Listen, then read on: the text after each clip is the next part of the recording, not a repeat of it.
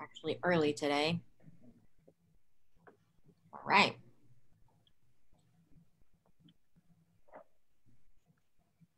Okay. Hello, everybody. Welcome to See You Saturdays. And the roles have been changed for today. We have Master Koch being the interviewee, and we have Dr. Jenkins being the interviewer. Or shall I say, we're here at Actors Theater. What is the guy's name? James Lipton. The looks are uncanny, sir. Uncanny. All right. I will let you guys take it away. Thank you, ma'am. Thank you, ma'am. Hello, ma'ams. Hello, sirs. As Master Mimi said, welcome to another edition of these wonderful interviews that we've been doing. Master Koch has been so kind to conduct these interviews over the last few weeks, and we thought, let's give her a chance to be in the hot seat. So, without further ado, welcome, Master Stacy Koch. Thank you, sir. So just kind of some general questions to get started. What nationality is Koch? It is a German name, a name I married into. In German, it's actually Koch. Oh, okay. What's your maiden name? Rosenbaum, which is Jewish, but we were German. Gotcha. Okay, excellent. Now, where are you from originally, Master Koch? I'm from here. Everybody says I have this weird southern twang, but my parents were born here. My grandparents were from here. My great-grandparents are the ones that immigrated. Wow. And have they all kind of been in the South Midwest area? All in Louisville. All in Louisville. Wow. All in Louisville. That is impressive. That takes care of a few of my follow-up questions, but... Sorry, sir. Have you ever lived anywhere else? Yes and no. And my grandparents on my father's side owned a little mom and pop restaurant, beer, bar, pub kind of thing. So they never wanted to go away on vacation, leave their business. So they owned property on the Ohio River. And in the summertime, my dad was a teacher. We would actually close up our house and live over on the Indiana riverbank. So I'm part river rat. All right. Excellent. Where did you go? Did you go attend college? Yes, I did attend college. I went to University of Louisville. I've actually graduated from there 3 times now. One of these days I'll get it right. I have a bachelor's, a master's, and a certificate as a nurse practitioner, all from U of L. Okay. Excellent. Yeah, we'll get into that a little bit later. Now, you mentioned your family. Do you have any siblings? I have one sister who's 1.5 years younger than I am. We look nothing alike whatsoever. I look exactly like my mom, but I just have the one sister, and she's here in Louisville also. Okay, excellent. Did you guys get along growing up? Yes and no. We're very different. She's much more tech oriented, those kinds of things. When we were teenagers, she was into the big hair and the eye makeup and long tops. She worked in a toy store and had to have polos to wear, so she called them boring clothes. So she would come to my closet and get them. So. Okay, all right. And you said she lives here in Louisville? Yes, she actually lives very close to HMA East End. She lives right over there behind the Kroger. Okay, all right, excellent. Did she ever participate in Huang's? Yes, she did. And that's part of my story why I got involved with Huang's, was because of our kids. And so she and my nephew, I believe they went all the way like to Black Tip, and then my brother-in-law was in a major accident. So their focus kind of shifted and ended up not continuing on. So. Okay. Yeah, so you, above all other members of Huang's martial arts, have a very unique story. Why don't you share how you got started and how long you've been involved in Huang? Okay, so I've been with Huang's since 1999. My children were 3 and 5 at the time. Some of you probably know my youngest as Master Philip. Some people don't realize we're related, but yep, that's my baby. He's 6'4", and I still like to call him my baby. My older one, Tyler, whose birthday is today, actually. Happy birthday, Tyler. Yeah, well, thank you for him. He is a little ADD, a little OCD, and I have no idea where he gets those two traits. We thought some sort of martial art would be good to help him with focus, those kinds of things. My ex-husband already had a black belt from being when he lived out of town, so he was like, this would be good for him. Also at the time, Mulan was very popular, the animated version. I took care of my nephew, which is how my sister got involved. So we had a 3, a 4, and a 5-year-old boy. We went to several places in town looking for Taekwondo or karate, whatever. Most of them would take the 4, the 5-year-old. Wong was the only one that would take Philip, also being 3. Gotcha.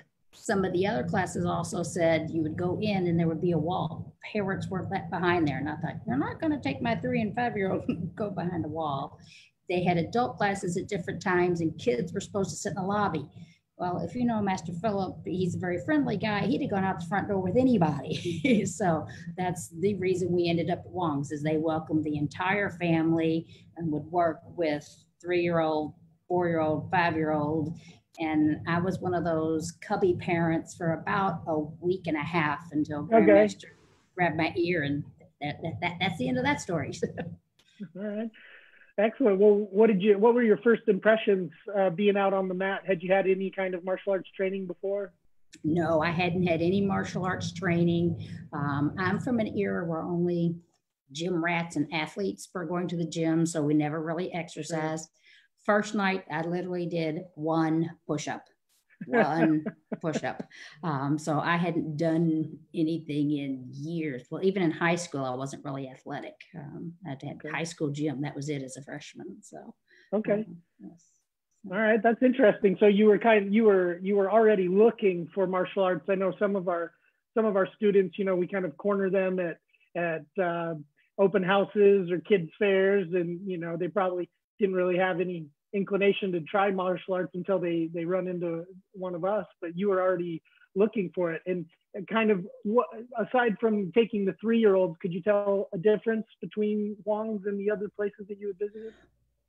Oh, yes, sir. Some of the other places weren't very, you'd open the door and go in and look around and nobody would ever greet you. And at the time, as you got near the front door, somebody would open the door, welcome to Wong's Martial Arts. The cleanliness also, being a nurse, I was looking and the mats were dirty and I'm like, sure, we're gonna get something just by, looking at them. That was part of it also. And then just the whole attitude.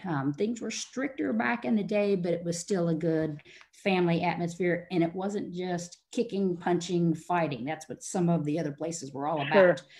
So just the black belt philosophies that all the belts have a meaning. It's the way you want to raise your kids. And now you got all these other people helping you do that. Sure. Now, to your knowledge, is there anyone that has been around Huang's longer than you that's not last name Huang? Here locally, no. Master Strokerich from Paducah, he's been around longer than I am, so he's kind of in and out some.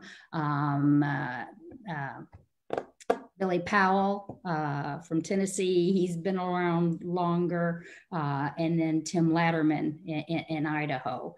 My goal, I have to be careful how I say this, I wanted to be the longest active student on the mats. Not the oldest, but the longest student. Longest running, yes. Yes, not the oldest, but the longest. But yes, in Louisville, I'm the only one left from when I started. So okay, I heard a rumor that if you make it to 20 years, Grandmaster gives you a car. That's a rumor, sir. If that's true, then. My producer is in my ear. She says you get to pick anything you want out of Condo E. That's what it is. You get to pick whatever you want out of Condo E for 20 years. The rainwater Sabum stuff is out of Condo E, so you will not get any clearance items from Raw Greens. Yes. That rumor I had not heard, sir. But would you please take him up? I will have you as my negotiator, sir. Yeah, see what you can work out for me. All I need is make, model, and color. Yes. All right. So you obviously got started with your family. What was it like doing martial arts and participating in Hwang's over the years with your family? I think it helped bring me closer together with my kids. And both my boys were in scouts also. Sure. And so we have, well, I'll brag, they're both Eagle Scouts and Black Belts. But even the Scouts is still that same kind of a family atmosphere. But with Hwang's, it's things you could do more together. Now, as they got older in Boy Scouts, I wanted them to go camping on their own, those kinds of things. But it was just a different level, because there's some kids that, the parents of all the time they sit in the stands. They could help me learn, and learning things from your kids is always interesting. It Sure. builds their confidence also. Sure. I haven't been with Hwang's too long, but I have noticed that sometimes when the kids stop attending, the parents stop going as well. And obviously, families, they get busy, and kids, and they grow up and they go on to other things. But it seems like you've been able to stick with it after, your kids get older and grow up and move on to other things. What was it that kept you coming back and sticking around? I like to teach, and it's an opportunity to teach. It's a great place after work to go and kick targets and punch targets. Right now we can't do that, but the kicking bags are getting a really good workout. It's just stress therapy. Yes, it's just a stress reliever, and for me, it's a way of life. I've always done this. So for me to be at home on a Tuesday night when all this COVID stuff was going on, or Saturday mornings, I'm going, this isn't right. It's just not right. I should be, I need to be there. Yes. Okay. Well, talk to me about kind of your favorite color belt form, and what forms you like in the color belt section. Probably I like Taeguk Ojo. Now I'm old, so it used to be each belt had a certain color, and purple is one of my favorite colors. So it used to be Ojong was purple belt. So I think that's part of it. But then I like that it's I'm a visual person, and it's kind of a violent form in a way. You're breaking that nose, you're smashing that head into their elbow. So it's make a little note of that. Yes. I always tell people I don't kick high, but I kick hard, and I know which way your knee's supposed to bend. So. All right. How about black belt form?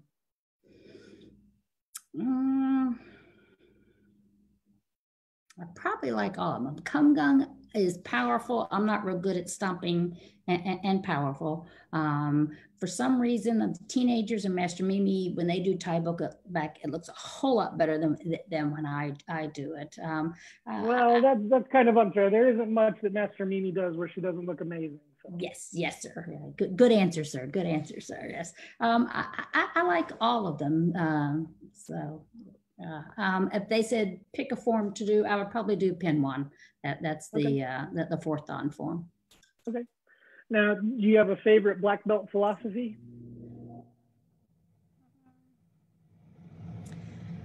A journey of 1,000 miles begins with the first step. Because if you don't take that first step, you're never going to get anywhere. So just take that leap of faith and go. For some reason, I think of that philosophy every time I go up the steps at Hwang's. I'm not sure why. I'd like to transition a little bit here. Since you've been involved with Hwang's over the years, I assume you've been able to participate in some of the trips, like the China-Korea trips. Is that true? Yes, sir. In 2003, it was just me, and we were just in South Korea at that time. In 2006, both my kids and my husband at the time, all four of us went, and that was China and Korea. And then I had 2 kids to go to college. So then the last time I went was in 2018, and it was also China and Korea. All right. Do you have any favorite memories or experiences or stories from any one of those trips? Yes, sir. Mount Sorensen, we like to call it Mount Sorenstiff, is a mountain that you climb up. And it starts off as a paved sidewalk, and that's great. And it gets some gravel, and that's great. And then as the farther up you go, at some point you're actually climbing over rocks.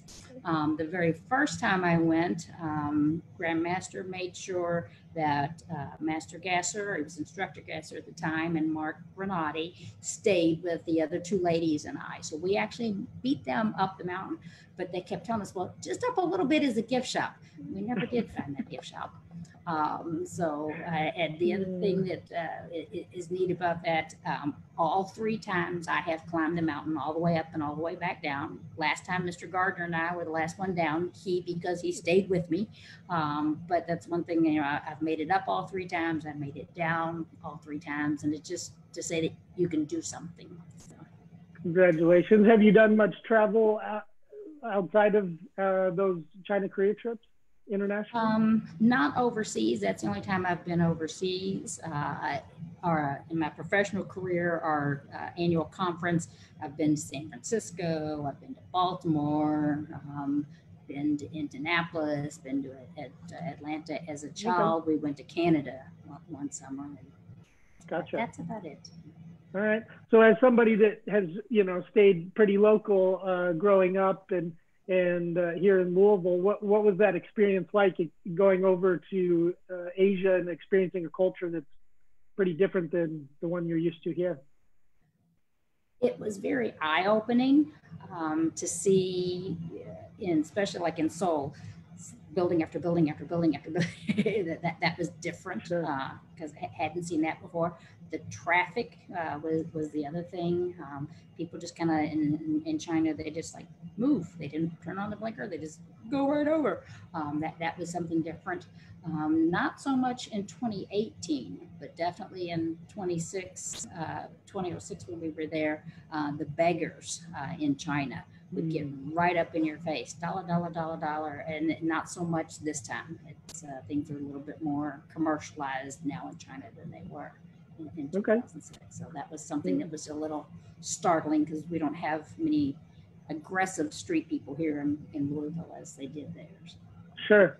Now you've been participating on the Saturdays with Master Sun cooking classes, and I assume that you've enjoyed those because it looks like you're enjoying yourself. Are you a very adventurous eater? No. I have a shellfish allergy.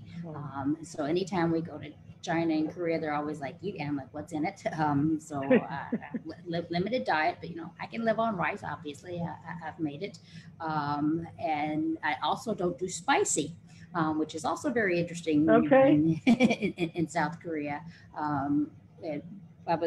Last time I was one of the group leaders. So when we would get on the bus, instead of us having to count all 50 people, I had 10, somebody else said, so we could quickly count heads and move along. So Grandmaster one evening took us to dinner and we were at a seafood place. And finally it dawned on somebody about halfway through is that she's not eating anything but the rice. So they were so kind. They brought me this big bowl of ramen noodles that was the spiciest thing I've ever had in my life. I was just like, thank you. Thank you. Yes. All right. So apart from the Saturdays with Master Sun, do you enjoy cooking? Do you like to cook? Yes, I enjoy cooking, but all my family says everything I make is bland and blah. My kids are like, put spice in it. And I attribute that my grandmother's side of the family had high blood pressure. So I never salt anything, those kinds of things. And then with me not liking spicy things, I'm not really adventurous. But if you give me a recipe, I'll follow it. But everybody always says everything's bland. I'm like, that's your take on it. And I take it tastes good. So. All right. Now, what hobbies do you have outside of martial arts? There is something outside of martial arts, sir. I think that's what Master Ian said. I'm unfamiliar. I don't understand the question. Yes. I have this really odd, I don't know if you call it a that when I was in undergrad school, we had to take so many classes to make us well-rounded students. And one of the psychology classes I took was Introduction to the Criminal Mind, or it was something taught in the summer that I wanted. And it was going to count, so it was easy, is what I was thinking. And it, for some reason, it just clicked. And so I read all these kinds of weird things on serial killers. I've read everything on Ted Bundy. The podcasts I listen to are True Crime Chronicles. So yeah. Kind of goes good. Okay. Like a go job. All right. I wanted, that's probably a good segue. You started talking about your education. What did you want to be when you were younger? Did you kind of always want to go into nursing and be a nurse practitioner? Yeah, well, not necessarily the nurse practitioner, but the nurse. But when I was there, we had those books that every year, kindergarten, first grade, and it always said I wanted to be a nurse, a wife, and a mother. That's every year, on and on. I attribute that to my grandmother on my dad's side, who was ill. So medicine just intrigued me. So that's, okay. I've always wanted to be a nurse. Gotcha. So you went to undergrad at University of Louisville. Did you work anywhere while you were in school? When I first started college, I worked at Baskin-Robbins, and they told me I was a sophomore. They said that Norton Hospital was hiring. So I started working at Norton Hospital, and as of March, I've been with Norton's now for 34 years. So that is spectacular. 37 now. Yes. Okay, excellent. So you worked while you were in college. Obviously you didn't start out as a nurse. What kind of things were you doing when you started with Norton? I was a nurse's aide, and at the time, and they still are, in my opinion, they're very good at teaching. It taught me organizational skills. There'd be 16 patients. Nowadays, you never hear of one person having 16 patients. That we would get all the vitals on. I had to get all the menus. I had to enter it all on the computer, and you didn't get supper. So that helped with my organizational skills. And the nurses and the residents and doctors, they were real helpful. If they knew you were a student, they would say, would you come and help me? They could do it by themselves, but I got to see a lot of things and learn. And I'm a visual person anyway, so that for me was very helpful. So when we had the test question saying, remember the guy with heart failure, I can remember what that poor guy looked like having a hard time to breathe, or the swollen feet. So exactly. Now, did you start out at Norton downtown? Yes, that's where I've always worked. I started off down there. When you first started, there was called a float. So one night I'd be orthopedics, one night oncology, and I hated that. So they were going to open a diabetes unit in September of 1988, and I told them I would do that for 30 days. And I've been in diabetes ever since.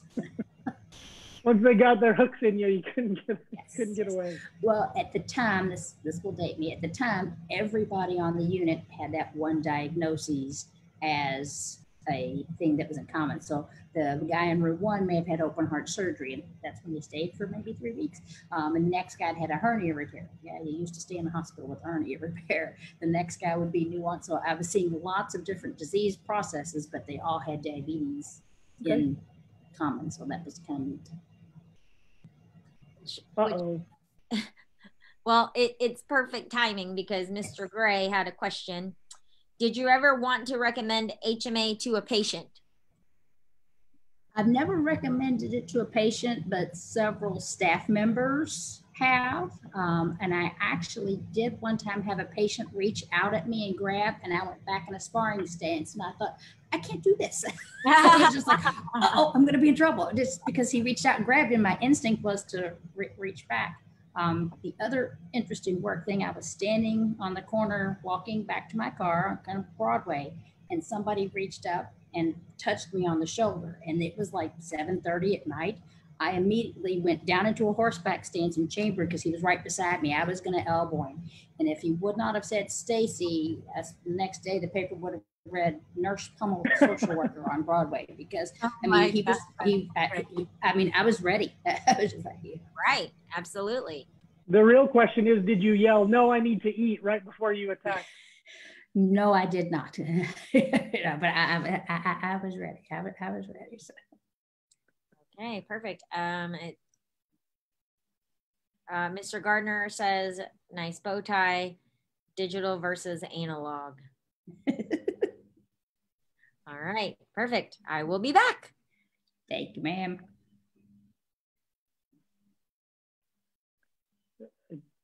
I think she needs to reshare our screens, ma'am. Master Mimi. I think your screen, the screen that we could only see was your blacked out screen. So I can see you, sir. You have to pin your video. You got to put it into the view.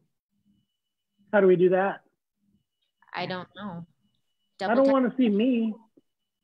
You might have to put it into gallery view instead of, or maybe it's speaker view, gallery view, so you can see the both of you side by side. Now, I'm supposed to be the analog one. Wait a minute. How's that? Nothing changed on our end, sir. Only yours. It's just you, sir. Hello. Welcome back. Technical difficulties. Had some technical difficulties. Anyway, okay. So that was a great question by Mr. Greer. You know, I'm also in the medical field, and you know, the benefits of Huang's martial arts and being physically active, especially in your line of work, dealing with diabetes. I'd like to go back to when you decided to go into nursing school. Obviously, you weren't participating in Huang's at that time, but for some of our viewers that may be trying to juggle busy careers, busy school, and Huang's, what benefits are there from being involved in Huang's would translate over to a busy work or school type environment? Well, in a way it was, because I did things, I got my bachelor's in 88, my master's in 1994, and I didn't become an NP until 2013. So I was an active student on the mat. Perfect. Yeah. Yes. So people that tell me I'm too busy, I'm going, yeah, right. So now my kids were in high school, so that was a little easier. But I worked full time. I went to school full time, and was still involved in Huang's. So I won't take that as an excuse. So that's one of the reasons Master Philip and I, we achieved our 4th degree that August. And then the next year and a half, I was in school full time. I did not give up my Saturday morning classes. Some Tuesday nights I had to, I was just too exhausted, but I would come and do the Saturday morning classes and then go and do clinicals. I worked at a little clinic at the time for my clinical. So, but I did not give up that Saturday. That was one thing that helped keep me sane, working full time, going to school full time, is, you know, punching those targets on Saturdays and kicking targets was one thing that was very helpful. Being able to talk with other people, part of talking with parents, those kinds of things I was used to from being on the mats. So when I was doing my pediatric rotation, it was a little bit easier talking with parents, talking with kids, because I'd had that experience through Huang's. Being more open, maybe more friendly. I'm more of a quiet and reserved kind of person. So when we were doing the clinicals, going into patients' houses with the home health, I felt much more comfortable doing that because I was more comfortable with Huang's, talking with other people. Sure. That's and then just helping with the organizational skills also. Sure. Yeah. So speaking of organizational skills, what are some of your leadership roles that you've had within Huang's? Okay. I started working in... What haven't you done? How's that? Okay. Yeah, that might be easier. I'm not IT. I'm not IT. I started volunteering in the medical booth. Oh, geez. I guess it was probably in like fall of 2000 when I first started doing that. At the time, they didn't have the role of horseman. There was just Grandmaster and an executive director. So it was just, now obviously we were a much smaller group at that time. So I started at volunteer in medical, and I worked in medical every year. And I believe it was 2006 or 2007. This is the first time they actually made it a horseman responsibility, an actual role. So I was the first medical horseman. I've either been medical horseman, I've been executive director or co-director, pardon me, half of 2008, all of 2009, 2017, currently, and then I was also referee chairman, and any other time I've been advisor, or wherever they needed me is where I went. So. Okay. What's been your favorite? IT. What's been your favorite role? I like medical, not just because you're helping people, but that's what I do. So yeah. Okay. Good. I mean, co-director's fun too. So. What did you learn from being involved in those leadership responsibilities and opportunities? It's interesting, especially like in the medical. Some kids come in with a splinter in their finger, and the kid's like, "Hey, I got a splinter in my finger." And then mom comes in and was like, "Ah!" Just to see how other people interact. If mom freaks out because there's a little splinter in the finger, then the kid would freak out. Yeah. So working with other people, how people handle different situations, that was part of it. As co-director, when things don't go like they're expected to in the rings, and the head referee, they call us over, and people will say, "Oh, okay, if that's what she says." So the respect that parents have, not that they didn't respect that head referee, but they understand that, Grandmaster puts his trust, belief in these people, and go with those decisions. Do you have a favorite Grandmaster Huang story from over the years? Probably one of my favorite stories is how we ended up on the demo team. We were red belts, and there was a couple that had this big houseboat down on Green River Lake. And at the time, demo team was only for those 8 to 10 and above. So Philip really wanted to be on the demo team. Philip is my one that likes to do everything. So we were in the lake swimming, and Grandmaster told Philip if he beat him across so far in the water that he could be on the demo team. And he was like 4 at the time, and Philip took off, and Grandmaster was swimming after him. Yeah, so that was in his, so he challenged him to swim, and Philip took him on. That was neat. So. Okay, great. How about Master Mimi? Any fun favorite stories about Master Mimi? Feel free to go deep. Feel free to go way back. I'm thinking it was 2003. One morning, the entire bus was waiting to leave, but there were 2 young women who were not there to leave on time. Let's see. One initial was MM, and the M. That wasn't Master Mimi at the time. There was an MH and an SH, and those 2 ladies were not on the bus. And I don't know what was said, but all of us were sitting there like, "Oh, we were ready." Yeah. All right, Master Mimi, any comment?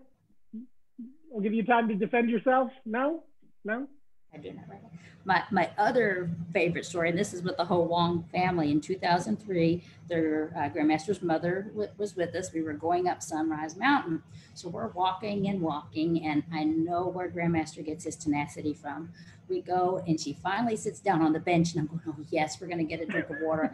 I uncapped my bottle, put that up to my, and she was up and moving again. I was just going, "Holy cow." So off we go again. So, and there's this picture, and I don't have a copy, but I wish I could find it. It's Grandmaster and his mother, and Master Son, and Master Sophia, and Master Mimi, and me. And it was like, so, yeah, but we made it to the top. All right. I've heard a rumor that there's somewhat of a friendly rivalry between your son, Master Philip, and Master Ian. Did you have any experience or see anything like that yourself on your side? Oh, yes. Master Philip is 3 years younger than Master Ian. He gets all his height from me. Master Philip is like 6'4", so he's much taller, and we outrank Master Ian. So it was funny when they were kids because Master Ian was always taller. He would come up behind Philip because Philip was littler. He could do those kinds of things. And as I got over now, they're the best of friends. Philip was in Master Ian's wedding, those kinds of things. Damon calls him Uncle Philip, those kinds of things. But yeah, it was always interesting. And there is somewhere on YouTube a breaking competition between the two. I've heard rumor. I will have to ask Mr. Gardner if he can find that link somewhere. It's out there. All right. So some more questions. You mentioned that you like kind of a little macabre serial killer kind of things. Do you like to read? Yes and no. Sometimes all of a sudden, I know I'm the analog one. I've just discovered podcasts in the last few months, but before that, yes, I would always read. And I'm still with these people. If I'm on an airplane, I've got the book with me. And so, okay, if you're grabbing a book, what kind of book would it typically be? Well, the last one I was reading was the Encyclopedia of Serial Killers. Right. Okay. And some of the James Patterson books, which kind of goes along the same line. Do you like, what kind of music do you listen to? Who knows what you're going to find? I listen to just about anything. I have anything from, I've got Barry Manilow on my phone, Godsmack, I think everything you hit, in between. Yeah, you definitely hit the two extremes there. Yes. You name it, you'll find it on my phone. So. All right, give us some recommendations for good podcasts. Well, but see, I'm all the podcasts I'm listening to are the creepy ones. So, the one that really intrigued me was the one about the murders in Bardstown. That one was interesting. Oh, really? Just because I had never connected all of them together. I mean, I knew it first started with the trooper, and then there was a mother and a daughter, and then Miss Ballard, and then her father, and I never realized that they thought they were all connected. So that one was kind of intriguing. Gotcha. Did you by chance listen to the Dr. Death one about the neurosurgeon in Texas? No, I haven't. I think you probably find that one interesting. It's called Dr. Death. It's got, medical background, but also it's pretty crazy. How about TV shows? Do you get time to sit down and watch a show every now and then? Every now and then. I don't like commercials, so I'm more of I record something and then I can get through it fairly quickly. And at that point, I usually prefer comedy. I went back and Modern Family, I joined late in the game, so I went back and watched it all from the very beginning. Gotcha. So that was how. Do you have Netflix? Yes. Do you watch any of the shows on there, like Making a Murderer, or there was a show that dealt with serial killers. It was fictional, but it was kind of, I guess, quasi-fictional, where there were two detectives and they went and kind of interviewed serial killers to try to understand how they thought and things like that. Have you seen those shows? Usually from TV, I do more comedy, lighthearted, that kind of stuff. So gotcha. I just watched all of The Good Place, back to back. That was kind of interesting. That was a neat show. All right. Well, so what advice would you give someone that's just getting started on their Huang's martial arts journey? Never give up. Try. That's all we ask. I always tell people, what's it say on the wall? It's a place to challenge yourself.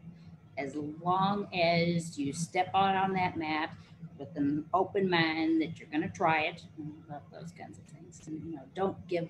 I think a lot of adults, especially, they feel self-conscious. They don't believe that they can do it. You can do it. For sure. Now, what about somebody that's been around for a little while and maybe they're not necessarily feeling burnt out, but they're kind of feeling the pull of life and other things that might take them away from Huang's? What advice would you give them? I would suggest don't step away totally. If you can do one 45-minute class a week, just to kind of stay involved. over this Zoom. Part of it had an injury and I wasn't allowed to participate in classes. And it was like, something's not right. Something is not right. I mean, I'm one of these people, I had a medical issue, I had to have foot surgery. I was back on the mat in my surgical shoe in 2 weeks. She said I could start light activity. I never have asked her if I could return to Taekwondo, but I could do light activity. So, you know, I just walked around on the mat. Yeah, yes. Very subjective. Yes, yeah, that was light activity, was walking on the mat. So, you know, you can do it. If there's always, we'll work with you. There's always a way to get what you want, what you need. But it's one of those things that somebody steps back totally, I'm just going to take a break for 3 months, then you get out of that habit. And yeah, Wong's is a way of life. You need to keep with us. Sure. Now, over the years, did you ever have those moments where you kind of felt like you were getting, your time and attention was getting pulled in other directions and you kind of felt maybe you needed to take a step back?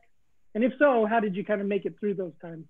I did with some of the horseman stuff when I was in school, just because I couldn't juggle being in school full-time, working full-time. I run a side business also, who had 2 teenagers in high school. So at that time, I didn't really do any of the horseman stuff. That kind of stepped back a little bit. It was just a little too overwhelming.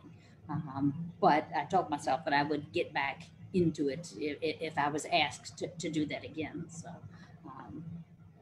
that's about the only time. For kids will be kids, they got to the point where like, I don't want to go. And I'm like, that's fine, I'm going. Of course, by the time I got dressed and, you know, they're like, wait for me. You know? So it's like, fine, if you don't want to go, that's fine. And kids get to that point because it's easier. 3 years for an 8-year-old's a long time, you know, so, and that's fine. If they didn't want to go, that's fine, but I was going. So. That's another really good, that's kind of time appropriate. What advice would you give to parents? You know, I don't know if any parents of the students are going to be watching, but what advice would you give parents of a child that's maybe struggling a little bit to want to come? What would you say to them, and how to keep them motivated to keep bringing their kids and make sure that the kids understand that this is a good place? And this is personally, I'm not one of these people, I'm not a quitter. Not that that's a good thing or bad thing, that kind of, but if I said this is what I was going to do, I'm going to keep my word. So, you know, you said you wanted to go through this program as a black belt. If it takes you 4 years, it takes you 4 years. If it takes you 4.5 or 5 years, but just don't give up totally. So, you know, and they'll get to a point where they don't want to go 2 or 3 days a week. That's fine. If you can just get them there 1 day a week, and then let HMA know about that. Master Ian, run subbing him, you know, maybe they might want, not necessarily might be afraid of Master Mimi, but like Mr. Hunter, Mrs. Russo, somebody just to say, hey, you know, that it's okay. And, you know, if this kid just really wants to work on kicking and punching, you know, what can we do to keep that child motivated and keep going? Right. I guess, you know, the theme of your message is, you know, maybe you don't need to be involved 100%, but just keeping that tie, and just maybe you can't be participating in a leadership opportunity, but that doesn't mean you can't come to class and things like that. Yes, Master Mimi. Mr. Gray, not Greer, Mr. Gray is asking, what is your favorite breaking technique and why? All of them, or just a color belt? So, your choice, ma'am. Okay. I think my favorite one was for 4th Dan, where with a single knife hand you take the top off of the whiskey bottle. That was a great one. I practiced, and I did it that well. If you see the video, the first time I closed my eyes and went above it. Second time I went above it, I was mad. That third time it went straight across. So the first time I hit it, it actually did break. There are some other masters that have not had that opportunity. We won't mention those 2 gentlemen's names, but anyway. Mr. Gardner has a question. He's listening in on this one today. Proudest mom moment seeing your kids at HMA?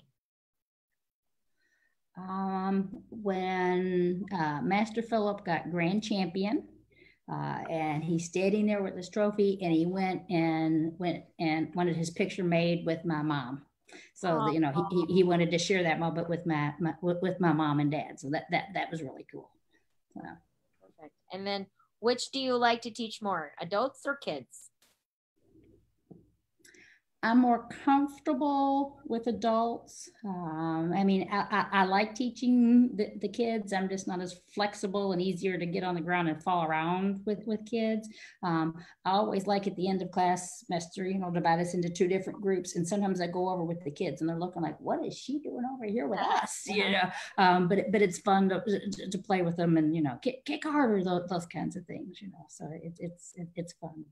He also says, Master Koch, horseman for life, which no. yes. Jean Gray is asking, what is your favorite thing about teaching? I'm very visual, so I like people to know, why are you doing that knife hand? What am I supposed to be doing there? If you just put your hand out there, what's it supposed to be doing? Okay? Or so the people know when that elbow comes, am I supposed to be hitting you in the chin, the forehead? You know, where's it supposed to land? And for me, it just makes more sense that way instead of just saying, do this. So that's what I like people to know is, why are we asking them to do these moves in this order? But I'm visual, so maybe that's why. All right. I think that is it for now. Okay. Thank you, ma'am. Okay. Thank you, ma'am. The other thing with being visual for like the adults and teens, so the one-step sparrings, I have something for everything. So if you are having difficulty, because I learned by association, one's the only one that goes out. Number 7 points this way, so we step this way. So I've got something for every one of those if you need help remembering. Okay, that's good to know. I might be reaching out to you at some point. What is your side business? Do you still operate that? Yes, I run an Avon business. It's mostly because I was addicted to it. Yes, when I was a kid, my mom sold Avon. Then my sister got into it. She gave it up. But you know, I like the shampoo. I like it. So I run that as a side thing. But you know, I don't do the nails. I don't do the hair. That's not me. But so. Okay, very interesting. Now, I've also heard some rumors in backroom conversations that you are the most feared proctor. Oh, why? I hadn't, because I'm scared. Why would that be? I don't why do you know. Think, why would they? Why do you? As you proctored my stride testing today, and I must say it was intimidating, but I did not feel scared. But why would people be nervous about having you as their proctor? Why do you think that is? I don't know. I hope I'm not scary. I don't mean to scare people. I think it's just because I've been around so long. You know, they look at the, I call us our waffle uniform. They look at those of us in the waffle club and just the stripes on the belt, I guess. I don't know. I try not to be scary. I'm sorry. In follow-up questions, I think it was more about your attention to detail and level of expectation. Yes, that's a little OCD coming through. Sorry about that. So, but if you're going to do something, my philosophy is, and I tell people all the time, I'd rather you do it slowly and correctly than fast and sloppy. I don't care how you got there. I want to know how you got there, not just getting there. So that could be part of it. And I tell people all the time, I'm old school. So when we first joined Wong's, like right now, my fingernails are over the edge. We would hold our hands out, and if our nails were too long, Grandmaster would smack us with the stick that your nails were too long. Or I actually saw him take guys over and shave their head because their hair was too long. But you're talking a totally different era. Yes. I have done push-ups outside on the concrete. So yes. Yeah. Have you ever done head down on the concrete? No, sir. I've never did head down. That was mostly more for men and for the teenagers. Brun problem. Yes. Well, you were a teenager at the time, ma'am. You were a teenager at the time. the heads down. I will never mess up Taiguk Yokjong. At the time I was wearing a brown belt with Taiguk Yokjong and did it incorrectly. And I got sticked several times. So, you know, the drumsticks, it used to be if you wouldn't, and not with everybody, but Grandmaster would sometimes smack people with the stick if you didn't do it correctly. Okay. So. Okay. Yes, but it was a different time, and that was fine. I mean, you know, that's the way, you know, it was. And sometimes I think a little not beating people, not that he beat it, but you know, we need a little bit more of that discipline. Yeah, so which we're heading back to a little bit more strictness. So, yes. There was a request to ask you about the Cards Against Humanity game that was played in Gatlinburg. I don't know what they're talking about, sir. A group of us, I guess it's been 3 years ago, went to Gatlinburg one holiday weekend, and the adults were playing Cards Against Humanity, and they were just all shocked that I was the one that won. So they were just like, what? So. All right. Well, anything else that you think might be interesting for the Huang's martial arts family to know about you? Really not much else to know about me. I have a collection. I collect hat pins. So anywhere I've been, so I have little hat pins from Gatlinburg. I mean, and like when we go to Florida for vacations, all those kinds of things. So I have all kinds of hat pins. I have a huge, it's probably 6 foot long, and it goes all the way back till I guess I was like in the 8th grade. So just a couple years. So. All right. Well, before we finish, I just want to personally thank you. I haven't had a lot of interactions with you, but all of the interactions I've had with you, I've been thoroughly impressed. I can tell that everyone at Huang's Martial Arts, Grandmaster Huang, Master Sun, Master Mimi, respect you and your opinion greatly. And I had the opportunity to sit in on a few meetings with you, and your leadership style and your calm demeanor and wealth and breadth of knowledge is certainly inspiring, and gives me and everyone else something to aspire to emulate.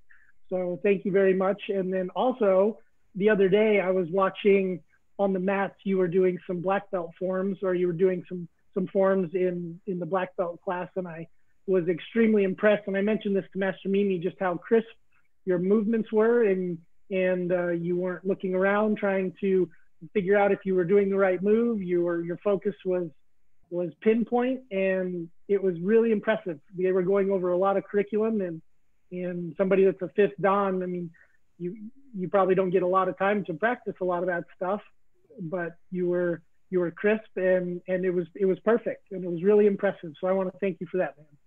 Well, thank you, sir. And I do get a lot of time to practice. Every day I go through my forms. Oh, every really? day. Yes. Wow. Okay. Yes. So that now practicing in a group, no. And now I'll more color belt so much. So black belt, yes, those are a little more, because there's not a lot of people I can teach those forms to, but for the color belt forms, yes. And part of that I attribute to the way, like I said before, when I was growing up at Wong's, if you were wearing an orange belt, you did Iljung. If you had on a purple belt, you were doing Ojung. So when I walked in the door that night as leadership, I didn't know what I was going to teach. So I needed to know my form and everything below, because you never knew what was happening at that time. So I think that was part of it that was helpful. The other thing, touching a little bit on leadership, at the time you were invited for leadership. I was not invited to test for leadership until I was a purple belt, which was like, halfway through. I never passed my T instructor test, but I stuck around. I mean, so our group was the first group. We earned our 2nd degree, but we weren't allowed to be called instructor until 6 months later. So a lot of people think, oh, you just go right on through. Oh no. So, just don't give up. So if you set that goal, carry on with it. Wonderful. Okay, great. Thank you both. Okay, last few questions, all from Mr. Gardner. Uh-oh. He's making up for lost time, ma'am. Who at HMA taught you the most, or did you learn the most from? That's a combination of two people, I would say. Master Gasser, because he was around longer than I was, and then Master Gary Coulter. Both of those two gentlemen were very teaching oriented. Unless they're somewhat recent from Master Gasser. Will you be going back to Korea in 2021? Yes, ma'am. And whenever Grandmaster needs a down payment, I have it, and I've already got my Chinese visa for 10 years, so I'm ready. Let's go. Will your grandchildren in the future be joining you on the mat? That's up to their parents, but yes, I would like that. That would be fun. So yes. And last question, did you ever take judo? Once, maybe twice. And this has been years ago. We sat down and were sparring, and the lady turned around, now this is a long time ago, grabbed me by the collar and pushed me back. I think my heels were next to my ears, and that was it. I'm done. So now I can do a judo roll. It's not pretty, but I can get from point A to point B, and I can do one on each side, and I'm done. Chamber for a side fall, and lay down on the mat and show you how you're supposed to be at the end. But getting from point A to B is not pretty. So, but I will try it. So I will try it. Okay, perfect. Well, thank you everybody for joining us. And thank you, ma'am. Thank you, sir. Definitely. Thank you, ma'am. Thank you, ma'am. Master Koch. It was a great interview. Lots of some new things that I didn't know about you, ma'am, but now I do know. July 18th is our next one, and Master Koch has been moving everybody kind of across those 3 locations so that everybody can get to know, who they are. And so the next person on the 18th will be. Want to show that, ma'am? This is Courtney Russo. We're staying in the ladies' realm. So it'll be July 18th with Mrs. Russo. Okay, perfect. Thank you. And we'll see you in the next episode of See You Saturdays with Master Koch. Thank you. Bye. Bye.